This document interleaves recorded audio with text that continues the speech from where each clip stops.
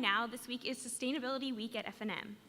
Tomorrow's event is the 5th annual Trash and Show at the College Center at 6 p.m., so be sure to stop by to see some incredible designs. Today, following the lecture, there will be an organic food reception at New College House that everyone is encouraged to attend. A huge thank you goes out to the Wilson Center for sponsoring this talk and to New College House for sponsoring the reception. There's something about growing your own food that is absolutely magical. From putting in hours of shoveling and weeding, to seeing your first seeds start to sprout, and then seeing your friends and family cook with your produce in their kitchens. It's a feeling that words cannot describe. This past summer, I worked as a gardener for F&M's very own Dirt Army. The Dirt Army cares for the student-run organic garden on Baker campus, which has easily become one of my favorite places to spend time in Lancaster. Not only is growing organic food fun, it's incredibly important for the planet and for human health. It makes sense that people prefer eating foods that do not contain chemicals, preservatives, or additives. Organic farmers don't use synthetic fertilizers, pesticides, herbicides, insecticides, hormones, antibiotics, or sewage sludge in growing their crops. Additionally, the environment benefits when farmers avoid using chemical fertilizers and pesticides, since these chemicals contribute to pollution in the ground and the water. Lancaster, as a heavily agricultural community, can be influential in leading a movement towards organic change. Traditional methods of agriculture, such as conventional tillage, fertilizers, and pesticides, are devastating the Chesapeake Bay watershed by pushing polluting nutrients and sediments into the rivers and streams. But the people of Lancaster can make a stand to make a change. The Rodale Institute is a nonprofit organization dedicated to spreading awareness about organic farming through research. The Institute is standing up to spread awareness that organic farming can reverse climate change. On October 5th at 5 p.m. in Boncheck Auditorium in LSP, the Wilson Center will be hosting the Rodale Institute's very own executive director, Mark Smallwood, to speak about reversing climate change with organic agriculture. Mark is walking from Rodale to Washington, D.C. to personally deliver research showing this phenomenon to our representatives there. Everyone is invited to hear about his movement, called the Walk for an Organic Planet. With all this said, it is now my pleasure to introduce to you Jeff Moyer, farm manager at the Rodale Institute and an expert in organic crop production systems. As a past chair of the National Organic Standards Board, which assists the USDA Secretary of Agriculture, Jeff has helped countless farmers implement organic or sustainable methods. Additionally, he is a member of the Leonardo Academy's Committee on Sustainability, a board member of Organic Farming Research Foundation, and a founding board member of Pennsylvania Certified Organic. Please put your hands together to welcome Mr. Moyer.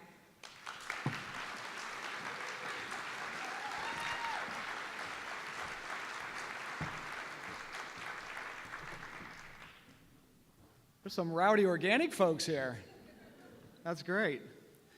Well, first I have to say it's a real privilege and an honor to be able to come to F&M today and speak with you about something that would seem as mundane almost as food production and the way we think about food and eating.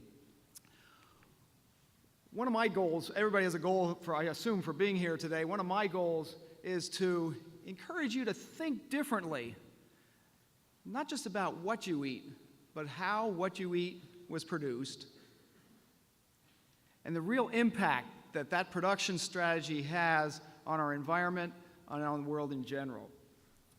So I titled my talk, it's a rather long title, I know, but I want to talk about the journey into our food production system and looking beyond short-term yields, which is what farmers tend to do, and start to think about this word regenerative organic agriculture.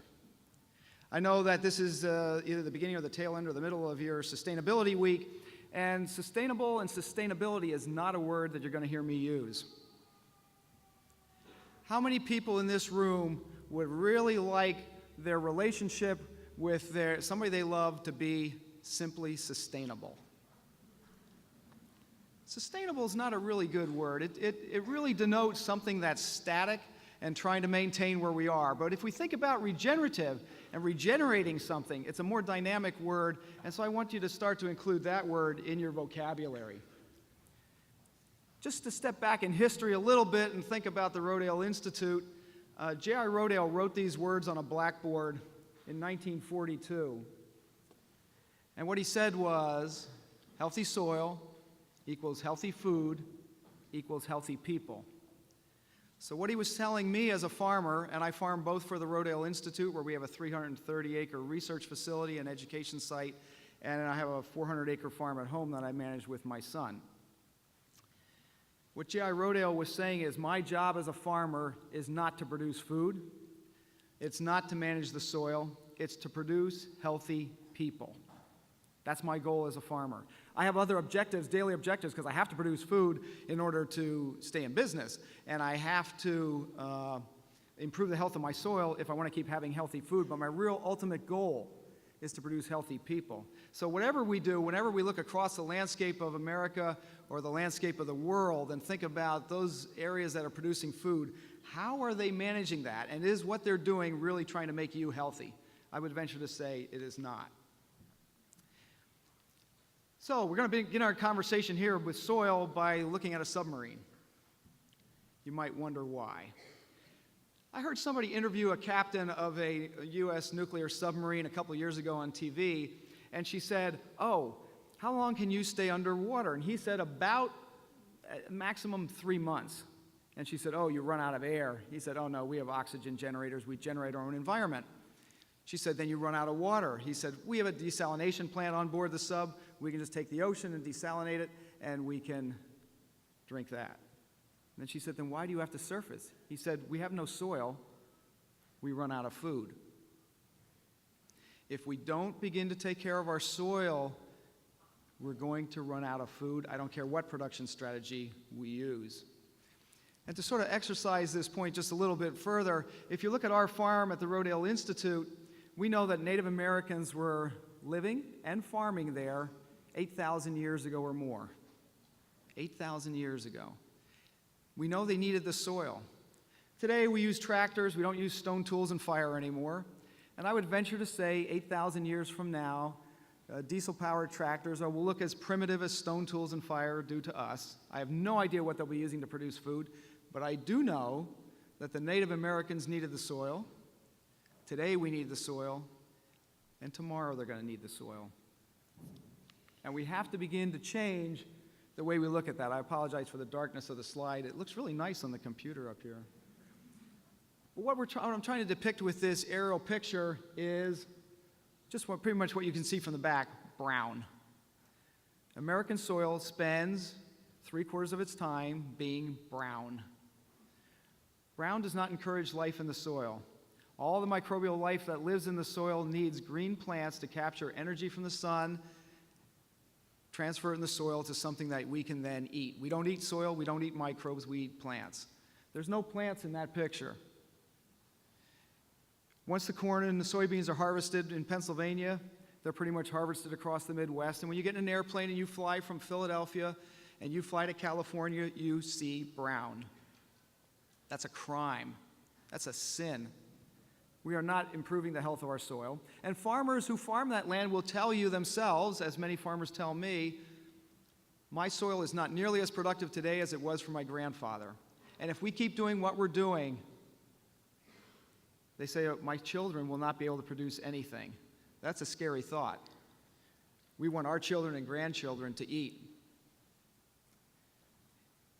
By the USDA's own records, they're saying that Iowa loses between 2 million and 20 million tons per acre of topsoil. Now, just to give you an idea what that's like, those big dump trucks that drive down the highway, they hold about 20 tons. So if you have a 1-acre building lot, and every year I came to your house with a front-end loader, and I scooped up one of those triaxle truckloads of topsoil out of your front yard and took it away, I don't know, how many years would you allow me to do that before you would meet me at the door with your weapon of choice to try to stop me? Yet that's what we do en masse across the United States. So I tell farmers all the time, if you really want cheap farmland, go down to the Gulf of Mexico, because that's where your topsoil is.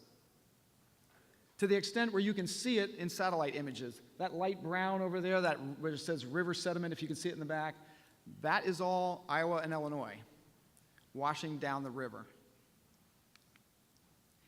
Even the ex-governor of Iowa, Robert Ray, says for every bushel of corn we produce, everybody has an idea what a bushel basket looks like.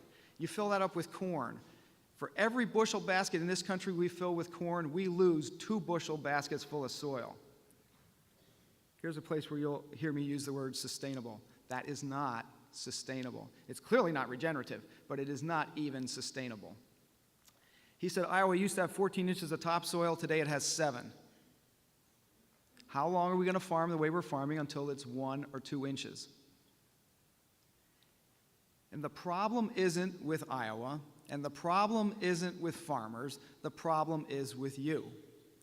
Because farmers only do what you tell them to do. We want the cheapest pizza crust we can possibly have so that those pizzas are affordable in the back of the room, and farmers have to do this in order to give that to you. People who raise cattle don't like to jam them into feedlots like that. Anybody see the article that was written a few years ago by the reporter who bought a calf in Iowa off a farm? You read it? Yeah, a couple people read it. And then he tracked the lifespan of that calf as it went to a feedlot in Nebraska, and then it got sold, and he got the profit. I don't remember what he got, $1.20 or something like that was his profit for raising an animal for 18 months. How many people in this room would feed an animal for 18 months for $1.20 profit? So, of course, the person has to raise 80,000 of these in one spot in order to make a living, because you're only getting a little bit for it. You can see how Iowa washes away. The corn wasn't planted in the middle of the river. The river just ate the cornfield away. Oops. We're going to point out a couple of issues. Somebody told me to use the word issues, not problems. Because issues invite people to try to find solutions, and problems is a little standoffish. But we've got some problems. Anytime somebody tells me don't use that word, I pretty much use that word. We're polluting our wells with atrazine and other chemicals, but this slide just looks at atrazine, and this is an EPA slide. And the EPA says we're polluting our groundwater with agricultural chemicals. So we're eroding the soil, and we're polluting the water. So what did the EPA do to make sure that those wells weren't polluted? Any ideas? They changed the standard, and now those wells aren't polluted anymore. Pretty slick, easy. We've got problems with childhood obesity, so we've got health problems. We're killing farm workers with things like Parkinson's disease caused by agricultural chemicals.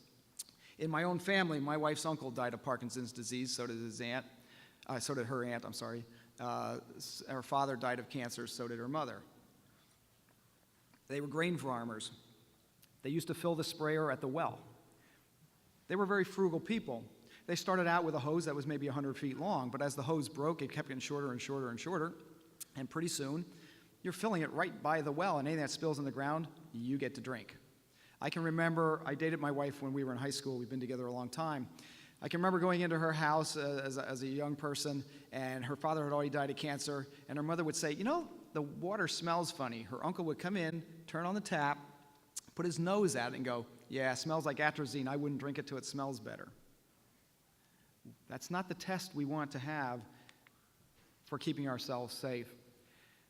Going to wrap up the problems and the issues here in a little bit, but this one's really interesting. Anybody that has an opportunity to look up the work of Dr. Elizabeth Gillette at the University of Florida, I encourage you to do so.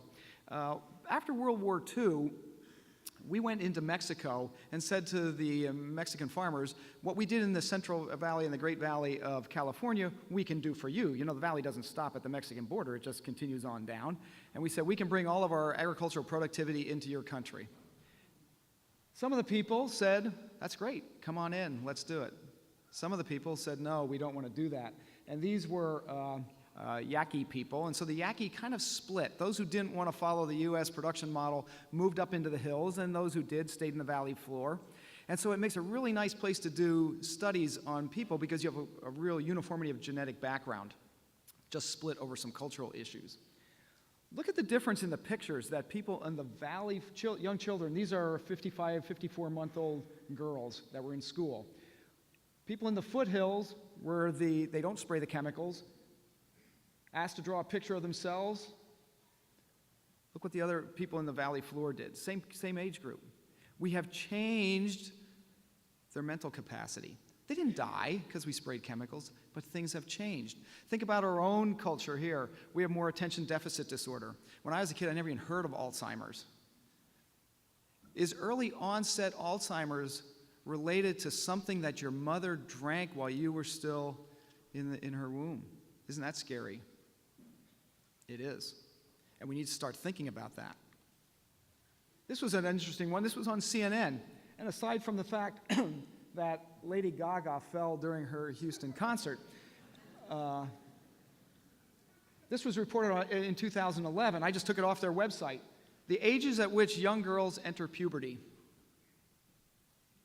18, 14, 11. Since that was up, there's some statistics that say if you look at urban versus suburban children, for urban girls, it is now 8. 8? When they asked the doctor who reported that on CNN, because I remember seeing it when I was eating breakfast, they said, what can we do to stop that from happening? She said, the only thing you can do as an individual is eat organic food. It's the food that's doing it to us. Not only that, but we talk about we have to feed the world, and we understand that there's billions of people out there that like to eat, just like I do. In this country alone, we waste about 50% of the food we produce. 50%. That's huge. In other countries where they don't have good storage and refrigeration, it's as high as 70%. I'm pretty good at this. But we do have a compass. We have pointers that are leading us in another direction. We just are not choosing as individuals and as groups to follow the compass. I should say rethink the issues, but I said rethink the problems. And let's discover some solutions. Rodale is all about solutions. You should be all about solutions. It's really easy to point at those problems. Those problems are very well documented. Those issues are very well documented. They're all over the news. You see them every day. It gets depressing when you look at that. We really have to start to focus on solutions and to leading the way to a different way of producing food and a different way of consuming food. I told a group of students in a class earlier this morning, I was fortunate enough to be at a large symposium in Mexico a few years ago. And there was a person speaking on the podium with me. We were sitting at a table, and he was representing the GMO industry. He was from Rutgers University. And there were about 750 farmers in the room, most of them large-scale operations, hundreds of acres of vegetable crops, most of them vegetable growers.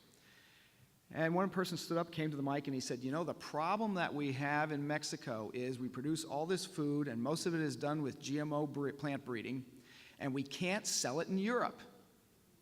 We can only sell it in the United States.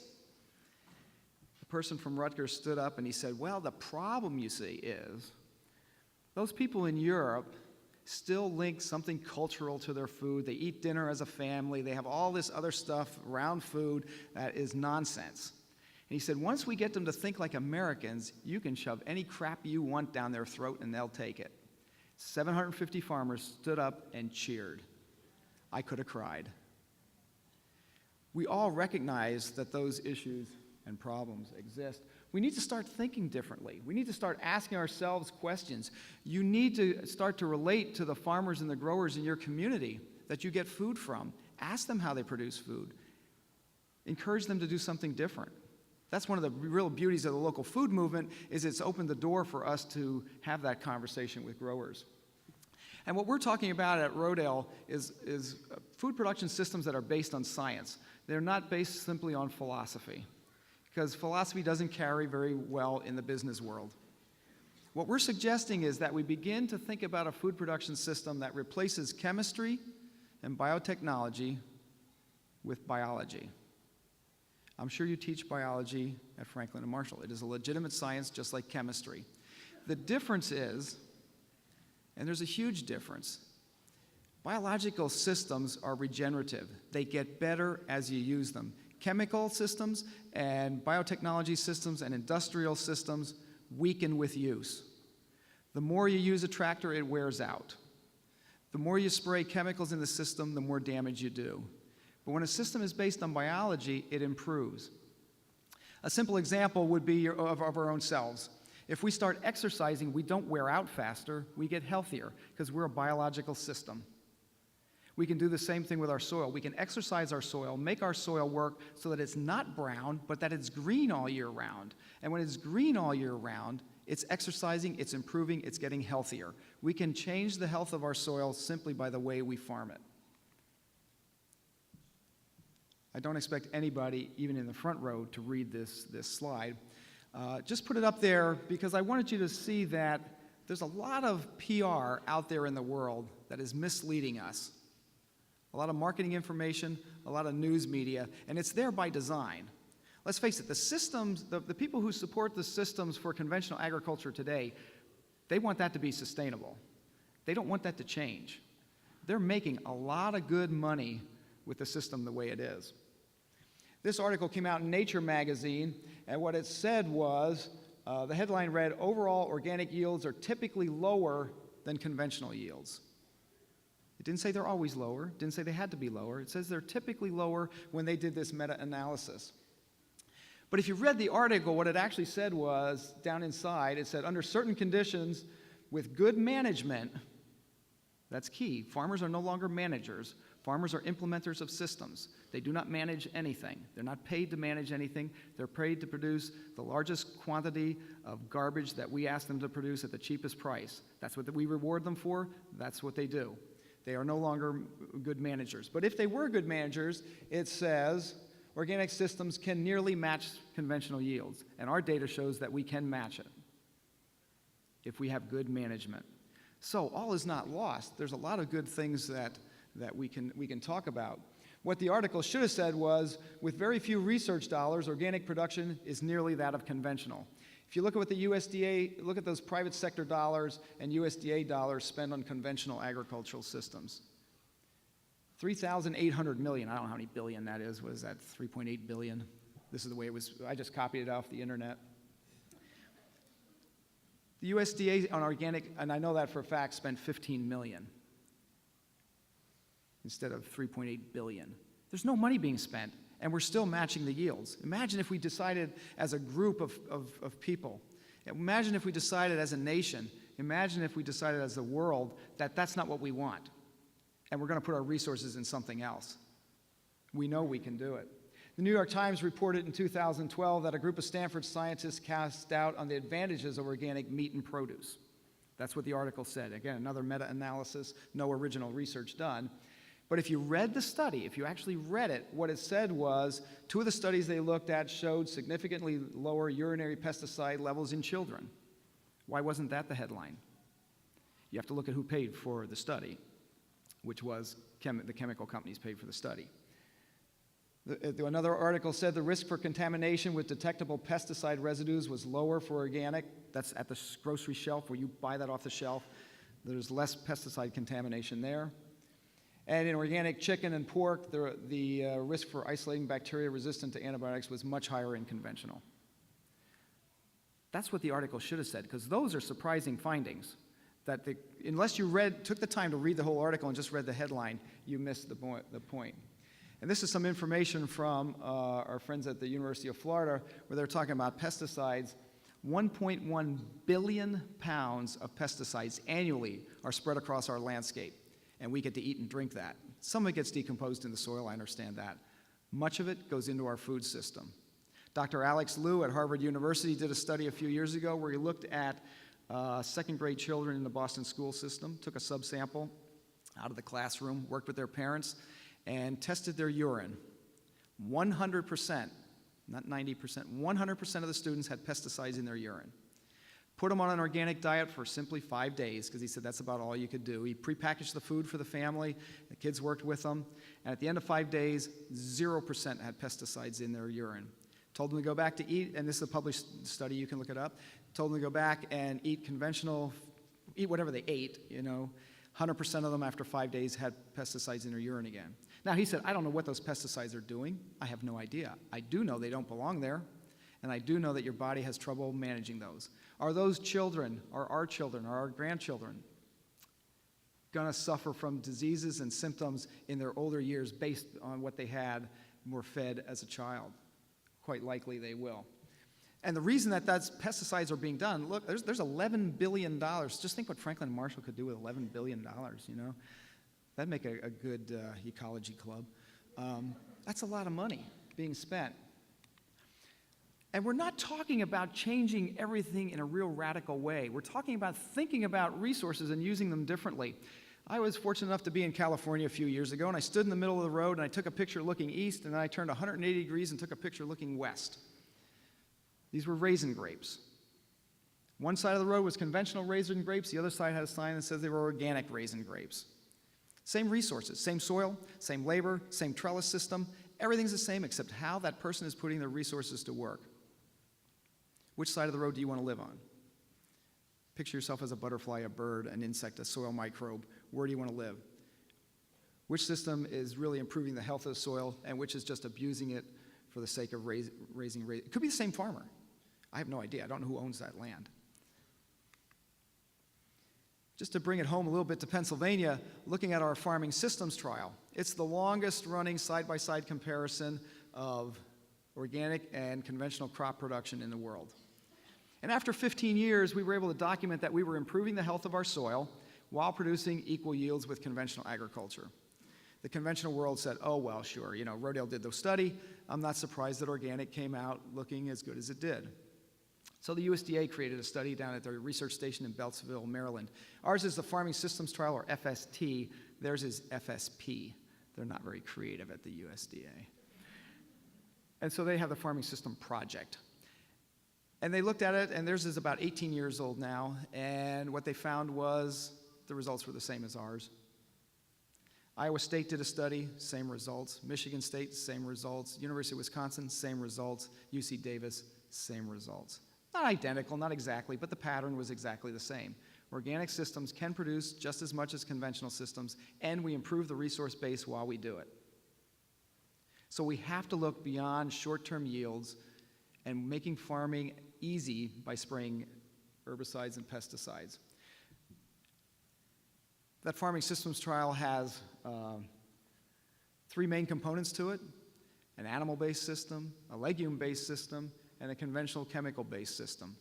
See, a lot of farmers said, back in 1980 when we studied, there was a survey done by the USDA, and farmers told the USDA, well, we're concerned about nitrogen. Nitrogen is going to be limiting, so you need animals in order to get the manure. So you can put that out on the field. If you don't want animals, you can't be organic. They obviously didn't pay attention in junior high chemistry when they learned that 78% of the air we breathe is nitrogen. Nitrogen is not limiting on this planet. We look at things like yields and agronomic information, of course, but we also looked at soil health quality indicators. We looked at water quality and quantity. We looked at did an energy analysis, and we looked at economics of these systems. This is Dr. Ray Weil holding some soil from our farming systems trial, and this photo has been shown all over the world now. Those clumps of soil were taken 10 feet apart from each other in the same field. We changed the way we farmed them. What we did was we started with soil that looked like that conventional soil, and we turned it into organic soil. In Iowa, they started with organic soil, according to ex-Governor Robert Ray, and they went the other direction. We need to change agriculture and go back the way we came, because if we don't take care of our soil, keep this in mind, if we don't take care of our soil as a population, we will not feed ourselves. You look at ancient history, I like history, and I study history a little bit. All the ancient cultures, from Rome to the Ottomans, the Persians, none of them took care of their soil, and they starved themselves out of existence. If we think we're immune to that, we're wrong. Technology is just prolonging it. But what's really interesting is when you take those clumps of soil and you put them in water, look what happens. The reason Iowa is washing away is not because we're farming it, it's because of the way we're farming it. It changes the soil's ability to react to the environment in which it finds itself, in weather patterns. We're looking at energy budgets, because I know as a sustainability group, we like to think about energy and talk about energy inputs and what's embodied in the production of the systems. Look at the conventional systems. Those are the ones on, I'm dyslexic, you're right. And I don't know much about millijars per hectare per year. I'm not energy analyst. I'm just taking the energy analysis that our team did and putting it on a slide so you can see. In the conventional systems, 17,000 to 13,000 is what we used. Look at the organic systems, 10 to 7. We cut it in half. In some places, 70%. When Dr. Pimentel from Cornell University first ran these numbers, he said the biggest problem you're going to have is nobody's going to believe you, because people are arguing over trying to take 0.1% of energy savings out of the system, and you took 70% right off the top, just by changing the way you're doing it, producing the same amount of food, using the same resources. Why don't we do that? There's money in energy. There's money in energy. Looking at the economics, this is really fun one to show to farmers, because you can see those two items that are listed in red. Those are the conventional systems at 100 bushel per acre. So for every acre of corn that your neighbors, because there's cornfields all around us, that they're getting 100 bushel per acre, they're actually, if you look at the real numbers, they're losing anywhere from $16 to $85 per acre to do that, while they're polluting the soil and giving us food that isn't the quality that we demand. Look at the organic systems. They're actually making money. In some cases, 3 times as much money. So from a farmer's perspective, you make more money. Conventional corn today, if you were going to sell it on the futures market, is somewhere around $3 a bushel. It costs over $4 to produce it. Organic corn right now is anywhere from $14.50 to $18 a bushel. And yet farmers aren't transitioning to organic because they don't think they can do it. Purdue Chicken, they have organic chickens now. They don't have organic chickens because they drank the Rodale Kool-Aid and they suddenly are all about organic. They have organic chicken because they can make money at it. Where's their corn coming from? The processing plant is in Maryland. They're raising the chickens in Maryland. The corn's coming from Argentina. I just talked to one of their buyers. They said they just purchased 34,000 acres of corn out of there. It hasn't even been planted yet because they're just getting to their planting cycle. He said we'd much rather buy it in Lancaster County and Maryland and Delaware, but those guys won't grow it for us because they're so trapped into a system thinking that that can't be done, and we need to help them out of that trap. Thinking about nitrogen, there are ways to make nitrogen with a chemical process, and we're all can be aware of that or look it up. It's kind of interesting. It takes a lot of energy to make nitrogen fertilizer. In fact, so much that this was reported back in 2009, Tropicana Orange Juice wanted to do a carbon analysis of what it takes to put fresh orange juice on everybody's breakfast table around the country and around the world. And Tropicana is owned by PepsiCo. So PepsiCo did this study, and again, this was reported in the New York Times, so it's not my data. What they found was over 25% of all the energy that it takes to put that orange juice on your table is nitrogen fertilizer. You can sort of see it over there. 58% of that 60% is. They were thinking they would have to change their bottling or their transportation. Transportation is nothing. 22%. And you have to transport it, so it's not like you can keep it in one place, so there's going to be some cost there. We can get the fertilizer for free. The nitrogen doesn't cost anything. We now have organic growers that are growing cover crops between the trees and getting all the nitrogen that they want for free, and they took that 58% right off the table. There goes that energy use. So we know it can be done because we can use cover crops. In fact, a friend of mine took this picture in France, and I should point out that those fields are not brown. They are covered with something green and growing, in fact, beautiful and colorful. And that field's going to get planted into corn. Why don't our cornfields in Iowa look like that? Because we don't incentivize farmers to do it. So when we look at our over 30 years of information from our farming systems trial and putting science, hardcore science, there's been over 47 peer-reviewed research journal articles that have come out of that study. It's been looked at upside down, inside out, every way you can look at it. What we found is that it takes 45% less energy to produce organic crops, that the yields are the same, that we emit 40% less greenhouse gas while we're doing it, and it's 3 to 4 times more profitable for the farmer. We need to encourage people to move in this direction. I'm going to show you just a little bit of some of my own personal work. We talk about soil health, and then as farmers we go out and we till the soil. And we know that tilling can be hard on the soil. Picture yourself as an earthworm, and it's tillage day. Not a good day. In fact, there's hundreds of billions of microbes holding up that tractor. In a handful of soil, if you take 2 hands full of soil out of your garden or out of one of your flower beds at home, if it's anywhere near normal in terms of health, you're holding more microbes in your hand than there are people that have ever lived on the planet. The soil is incredibly diverse and rich with life, and we have to feed that life and manage it. And then we don't want to till it and turn it upside down. So my own personal work has been on developing organic no-till systems so that organic farmers don't have to plow the soil every year all the time. And we can do that. And that's just one little research station doing one little project. And now we have about 300,000 acres across the country that are using this system. In fact, some large-scale farmers like Howard Buffett now uses cover crop rollers and is planting cover crops. He's not doing it because he wants to be organic. He's doing it because it saves him money and he can improve the health of his soil because he wants his kids to farm. He wants Howie Jr., and I know both of them, to farm. And he won't be able to if they keep doing what they're doing, and they farm thousands of acres. Just kind of look at this, and it gives you an idea, from a farmer's perspective. I don't know if there's any farmers in the room, or if there aren't, it's just a room full of farmer wannabes, I know. If you look at all the tillage steps in an organic system that it takes to produce corn, simply corn, and this was from our research station in Pennsylvania here in Berks County, it took 9 trips to go over the field, and I got 145 bushel. Where I used the new improved organic system, it was 2 trips over the field, and I got 163 bushels. You get more with less, and it's not because less work was done, it's just that we were encouraging the biology of the system to do all the work. The biology of the system was managing the weeds and growing the crops. No animal manures, no fertilizer. I haven't bought nitrogen, a 330-acre farm, I haven't bought nitrogen. I've been there 38 years. I never bought a bag of nitrogen fertilizer. You don't need it.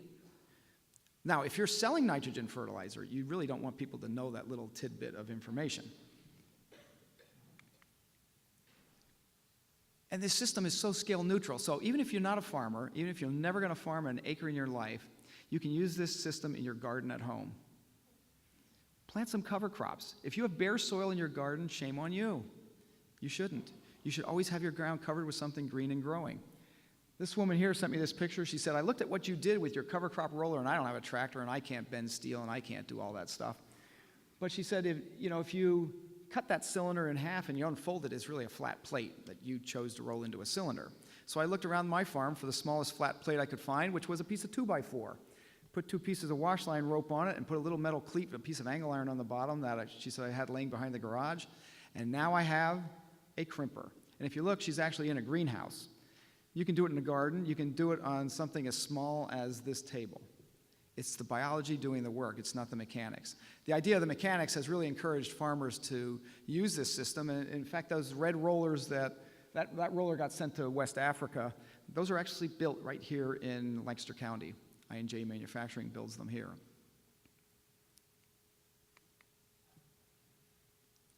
Now, we don't think farms need animals, but we think farms should have animals.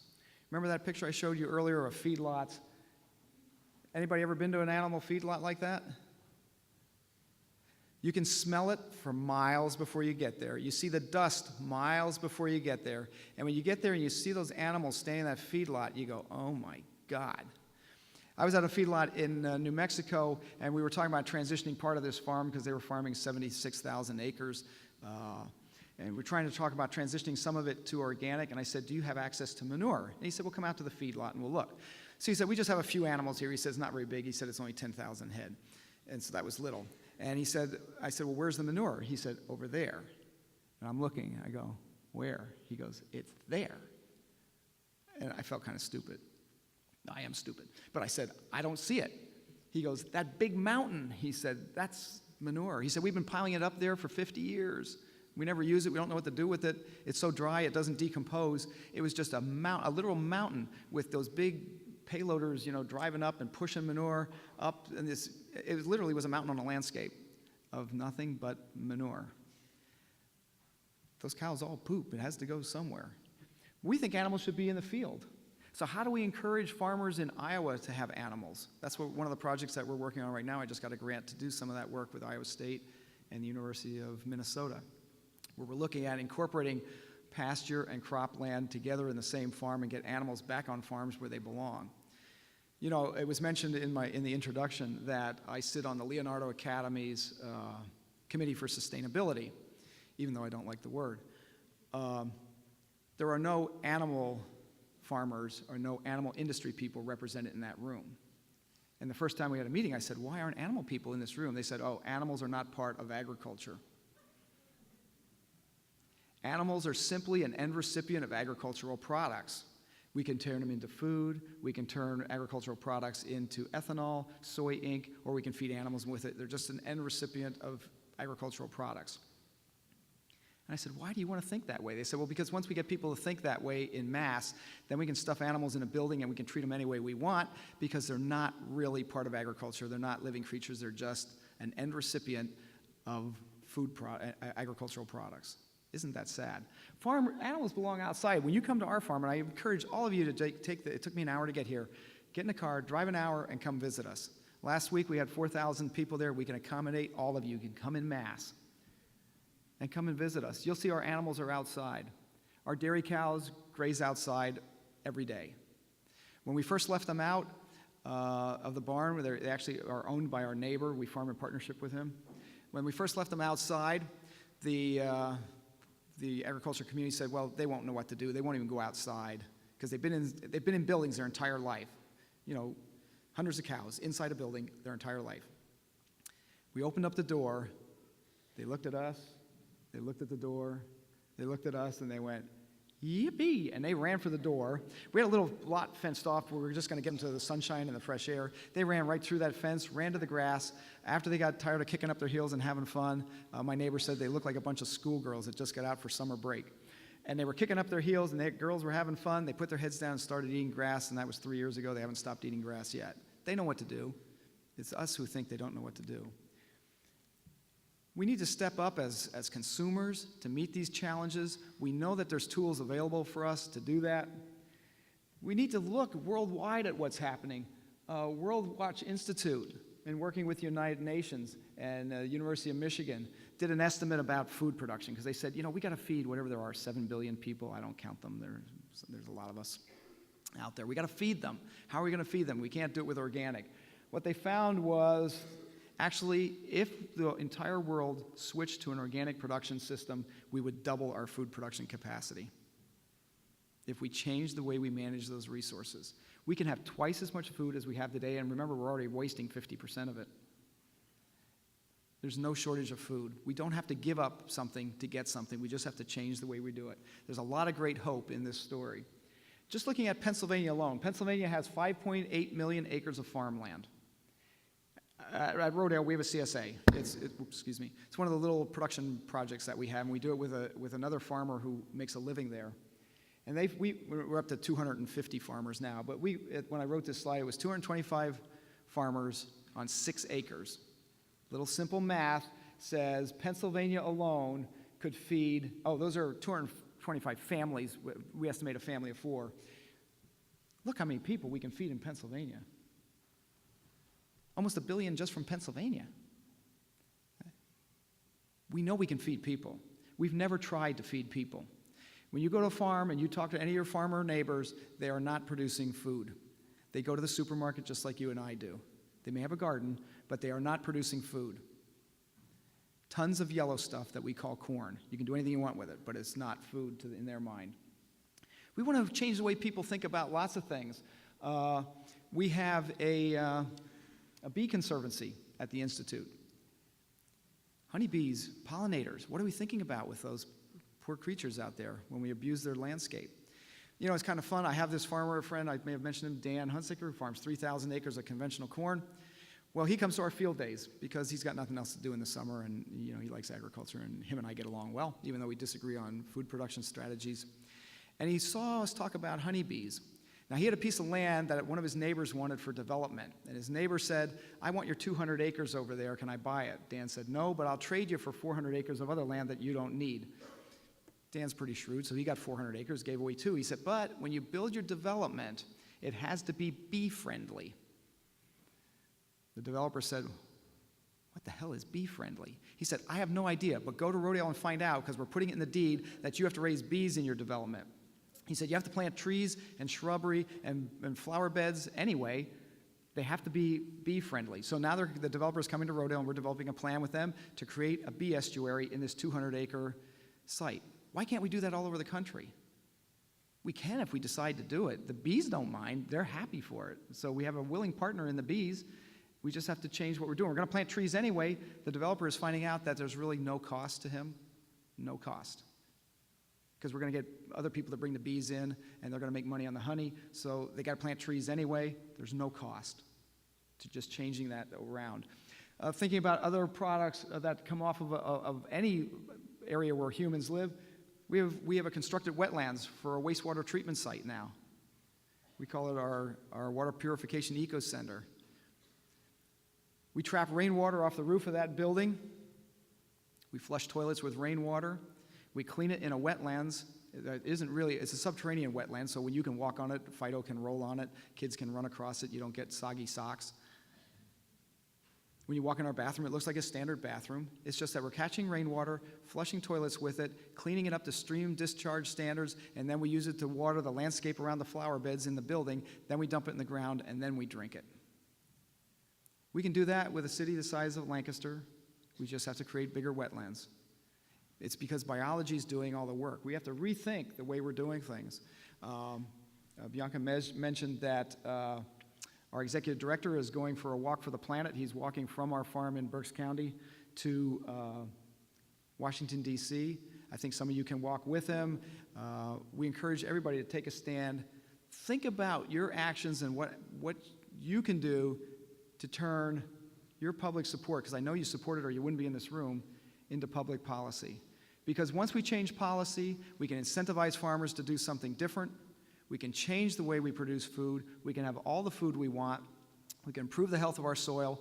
And the end result isn't you're not doing it for the planet. You're not doing it for the soil. You're not doing it for the food or the farmer. You're doing it for your own personal health. I want to end with another quote, started with a quote from J.I. Rodale, because most of us aren't farmers in this room. What Thomas Jefferson said is, farmers hold the title to the land, but it belongs to all of us. If you're not voting with your dollars in how that land is managed, you're leaving it up to somebody else who stands to make a lot of money doing as little as possible. And then it's our fault, not theirs. And so I encourage you all to think differently, be a catalyst for change, make an improvement, come and visit us, call me, tell me you liked it, tell me you didn't like it, whatever. We encourage the conversation, because through conversation, that's how we're going to make some impact. Thank you.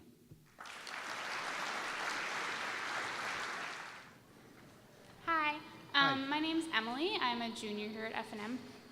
And I was just wondering, like in terms of access to organic food, I appreciate your talk, by the way, it was wonderful. I was wondering if, because we know that typically organic food is more expensive than non-organic food, and especially more expensive than processed food. And I was wondering if Rodale does anything to ensure that lower income people are getting access to organic food, or how do you think we could start to make good organic food cheaper? Okay, there's a lot of great models out there that talk about access to organic food. As you mentioned, organic food at the point of purchase typically costs more. And that's because we as a society have decided to externalize the costs of conventional food. So you don't really pay for example, if corn costs $4.80 to produce and you're only going to get $3.80 for it, somebody has to pay that difference. And it's paid through government subsidies. It's paid through crop insurance subsidization. It's paid through lots of different ways. So we end up paying more for food than you think if you look at all the external costs that are pushed into the pie. If you look at organic food, when you buy it, you pay the true cost of the production of that food at the point of purchase. And so it's we're not really comparing apples to apples. When you compare apples to apples, you'll see that organic food actually costs less. In terms of health benefits, soil benefits, we know that we're going to want to eat for more than 50 years.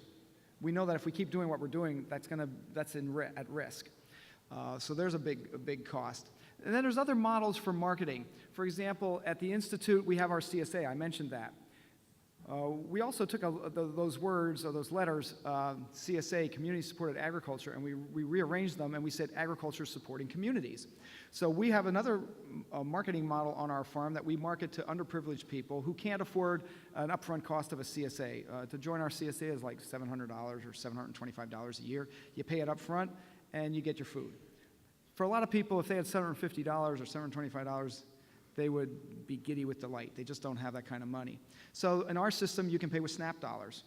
And you pay for wholesome food, and we try to price it so it's the same price as low-grade processed food when you come and get it. And it's a nice way for a young person to get started in agriculture because the model works real well. We have 150 members in our ASC right now. I think they pay $22 a week that they can pay with their SNAP card. And so when you look at that, 150 times 22, I can't do the math in my head, but every week you're getting a few $1,000s that allows you to be a farmer. So it's a great model to get started. You don't need much input as the farmer, and you don't get much from the community. It was a real learning curve for our ASC members in the beginning because they didn't take things seriously. They sign a contract, just like a CSA member would, and they have to show up at the pickup site to get their food. Well, if they don't show up, the next time they come, they have to pay double.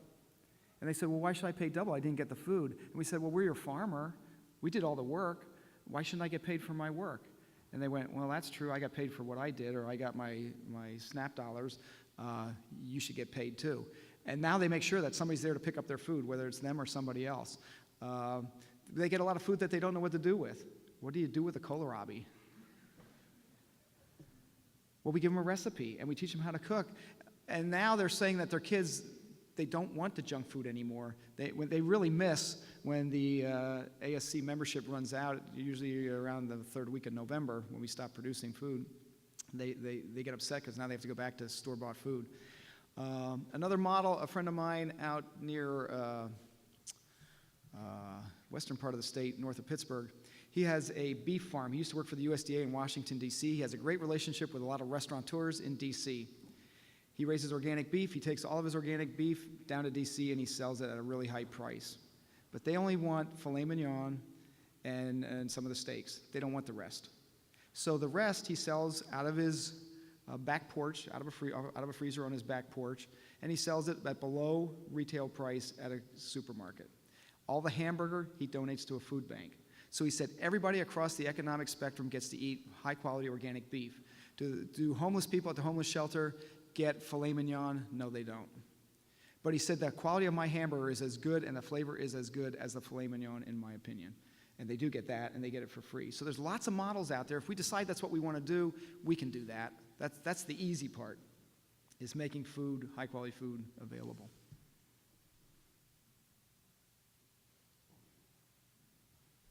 My name is Pablo Hennig. You scared me for a minute. I thought there was only one question. I really didn't do a very good job of stimulating your mind. Thank you. Professor of biology here. So I have a question about the biology. So I sort of resent the characterization of biotechnology as chemistry. There's a lot of really good biology that goes into designing those crops, whether you agree with them or not. But the question is, do you have a blanket condemnation of GMOs, or would you approve some GMOs, say, help with drought resistance, salt salinity resistance, pesticide resistance, that is not your glyphosate spraying type of GMO? Okay, if I heard your question correctly, you're saying, do we have a blanket statement that says we do not tolerate we will not tolerate GMOs in our system, or are there instances where we think that the science might outweigh the philosophy? Unfortunately, because we operate under USDA guidelines, the USDA has stipulated in the law, not in the rule, but not in the regulation, but in the law, that GMO is forbidden in organic. We cannot use it. We will not use it. What we would rather see us do is, if you look at those soil images, we can drought-proof our soil so we can grow any crop we want, not linking the drought-proofness of the system to a particular crop that makes somebody else rich in the world. So we would rather work with the biology of the system to drought-proof the soil than to have a more drought-resistant variety that we plant that somebody else says, I hold all the drought-resistant corn in the world, so I get to make all the money. It's like, well, then why don't we just drought-proof the soil? We can do that. We need to change the way we think about the soil. The soil is not just a media to hold up the plant so we can inject external inputs into it and grow a crop. Because the problem with that system is, thinking back to J.I. Rodale's original slide, and it's a problem we have with hydroponics. Organic does not fully support hydroponics. We know we can grow lettuce with a hydroponic system, but that's not the goal. We can do it organically. That's not the goal. The goal is to produce healthy people. So what you're saying is, you know what to put in the bag to grow the lettuce, to feed the person, to make that person healthy, and you do not, nor does anybody else. Only the soil can do that. The soil everything comes from the soil. We eat, it doesn't matter whether it's fish, it doesn't matter what it is, all the nutrients came from the soil that's on the planet. And we have to manage that soil differently. And so we would rather see all that time and energy go into changing the way we can manage the soil than trying to genetically manipulate plants to adapt to the system. We'd rather change the system so that the plants work. I don't know if that gets to it, but by law, we do have a blanket statement that says we cannot use it, and we don't, and we will not. Same is true with biosolids. Hi, I'm David Saw. I'm a junior here at FNM. So I know very little about how farming actually works because I didn't grow up in a farmland. So could you just pick a common crop that we would all know that you grow and describe how it's different from how it's conventionally grown? Okay. Yeah, I mean, there's many more similarities than there are differences. It comes with a mindset that's based in, as we were just talking about here, with the soil. What we're trying to do is manage the soil so it'll produce anything we want. And so there's lots of different tools that we use for managing the soil. Cover crops is a big one. Crop rotations. If you look at many of the cornfields around us, we'll pick on corn because everybody knows what corn looks like, and there's lots of it in our area and around the world. What typical conventional corn growers will do is they grow corn. And then next year they'll grow corn, and then the next year they'll grow corn. And then every now and then they'll switch it up and just grow corn, but mostly they grow corn. In an organic system, we don't do that. In an organic system, we're going to grow a diversity of crops because we know soil likes diversity. You don't eat the same thing every day. You don't wear the same clothes every day. We like diversity. So the soil likes diversity too. We're feeding this millions and billions of microbial populations in the soil, and we got to feed them diversity. The other thing we know is we know that the soil wants to be covered with something green and growing. Otherwise, weeds wouldn't grow. That's just nature's way of trying to cover the ground. If you take a cornfield here and you let it go, in 20 years you need a chainsaw or a bulldozer to get through it. Nature is trying to turn our landscape into something that's about 70 feet tall. So what we do in conventional agriculture is we spray herbicides. We poison the soil. We try to kill all those weeds with herbicide. In organic systems, we try to work with the biology of the systems through the use of tillage, cover crops, and crop rotations to manage that system so that we don't have too many weeds. So it's just, we have weeds in both systems, we have crops in both systems. It's just changing the way we think about the entire system, not just focusing in on saying, I planted corn. Farmers will always say to me, what's your fertilizer plan for corn? What do you fertilize with? I go, I don't fertilize corn.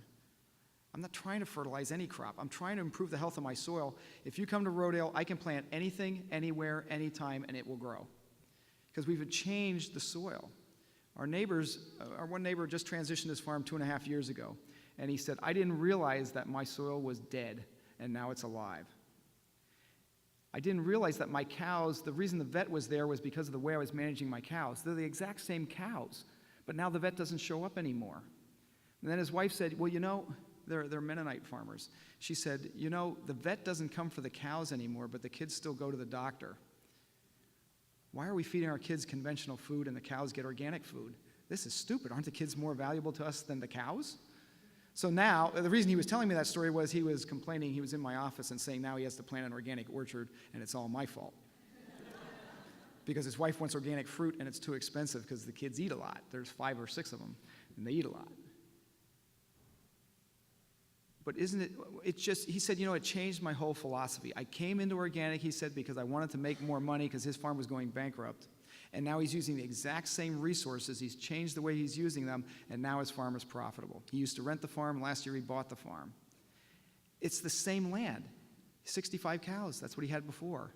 He was building another barn. He built a second barn. I asked him why he was building another barn. He said, because I'm going bankrupt and I need more cows. Really? You lose money on every cow you have, more cows is the solution. He said, I don't know what else to do. I said, change the way you do it. He changed the way he does it, and now he's profitable. He said, my kids are healthy, my cows are healthy. I used to hate getting up in the morning. I couldn't stand my cows. At one point, he thought about going out with a gun and shooting them all. He tried to sell them, but the bank wouldn't let him because they said, technically, they're not your cows. They're our cows. That's what the bank said. And they were right. So he said, now not only do I lose money, but I hate what I'm doing, and I can't get out of it. What am I going to do? He's not the first farmer that felt that way. So we got to change the way we look at things, and we just use the resources differently. It doesn't matter what the crop is. That's just what we tend to want to market. You can market tomatoes if that works for you. or whatever. I think there's time for one more question, the boss says. Hello, I'm Raven Charleston. I'm a first year at FNM. I have a question just on the term organic. I think a lot of the time in our food system, we have these definitions like GMO and genetically modified or genetically engineered, which is like, genetically engineered is when you take like DNA from one thing, like a growth hormone in a pig, and you put that in a tomato plant. Like that's not a natural process. But I think a lot of the time, genetically modified organisms can be natural as like cross-pollinating two pea plants. And that's something that like, depending on what side of the fence you're on, whether you're pro-GMO or like pro-organic, you don't know, like each side has their own definition of what that is, and there's no middle ground. And I think for the term organic, a lot of the times, you know, you see organic and you're like, that must be better. But it's my understanding that the USDA has approved some organic pesticides and herbicides and fertilizers. And you said that at Rodale, you don't use any of that. But what about the farms that do use the USDA-approved chemicals? Like, is that still organic? You know, we're still putting chemicals in, but like you said, with the nitrate levels in the water, they like raise it. So what if there comes a point where the USDA raises how much chemicals can be classified organic? Okay. Yeah, as was mentioned in the introduction, I was fortunate enough to spend 5 years sitting on and chaired the National Organic Standards Board in DC, working on developing the regulations for what the definition of organic entails. And we argue about lots of those materials and things that can be used in organic production. And there are some materials that would be classified as chemicals, of course. They're not synthetic. There are some synthetics that are allowed on the national list. You can go online and look that up under the National Organic Program. So what we're trying to do is make organic not so tight and small and pure that it can't be done, or it can only be done by a few people in a certain area, but not open the floodgates and make it so wide that it's meaningless. And that's always the struggle in society, is to try to make something that works. I mean, we do have to feed 7 billion people. We want to make organic possible for that. So we don't want to make the doorway so small that it's narrow and you can't get through, but not so big that what's conventional is out there too. So when you think about that definition, there is a legal definition for organic. It doesn't differ from state to state or country to country. If you buy an organic product in this country and in the United States and it has a USDA logo on it, you can rest assured that the producer of that product, both the grower of the raw ingredients and the producer of the product, followed all the organic guidelines by the USDA. It's a challenge because, for example, yogurt. When you want to open a container of Stonyfield organic yogurt with peaches in it, you want those peaches to be yellow and look just like peaches do. Well, if you don't use any kind of preservative, they're going to turn brown. I don't care where it is. Grandma used to have brown peaches, and we accepted it. Today, we don't accept that. So there's this level of acceptance, and we have to allow Stonyfield to put something in there as a preservative, but we want to look at that. We can't say every preservative on the market is allowed. No, we run those through very strict technical review process at the USDA and at the National Organic Standards Board level, where it's reviewed by that 15-panel board, to make sure that it conforms to the very best of our ability to the organic standard, but in both how it's produced and how it's used, but still allows Stonyfield yogurt, and I don't want to pick on Stonyfield, to have peaches that look golden yellow, so when you open it, you don't go, ugh, I'm not eating that. So it's a balance, and we're trying to find that balance, and I think because of all the people involved, we struck a very good balance that people can trust, and it actually is meaningful, both in terms of how it's produced and how it's processed. Thank you, Jeff. I want